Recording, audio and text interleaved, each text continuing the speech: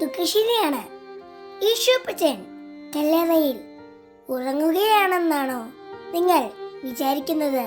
അല്ല, ഈശോപ്പച്ചൻ ഇന്ന് വലിയൊരു ജോലിയിലാണ്. ഈശോപ്പച്ചൻ പാതാളത്തിലേക്ക് ഇറങ്ങിച്ചെന്ന് അവിടെ ഇരുട്ടിലായിരുന്ന ആദത്തെയും ഹവ്വായെയും സകല മക്കളെയും കൈപിടിച്ചുയർത്തുകയാണ്. മരണത്തെ തോൽപ്പിച്ച് എല്ലാവരെയും സ്വർഗത്തിലേക്ക് കൊണ്ടുപോകാൻ അപ്പച്ചൻ വിജയം പ്രഖ്യാപിച്ച ദിവസമാണെന്ന്.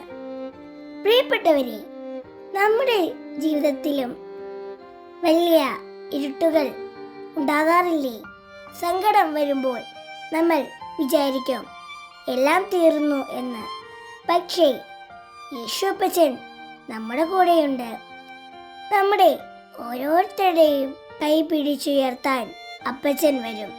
ഇരുട്ടിനെ പേടിക്കേണ്ട, കാരണം നമ്മുടെ യേശുപ്പച്ചൻ മരണത്തെ തോൽപ്പിച്ചവനാണ്.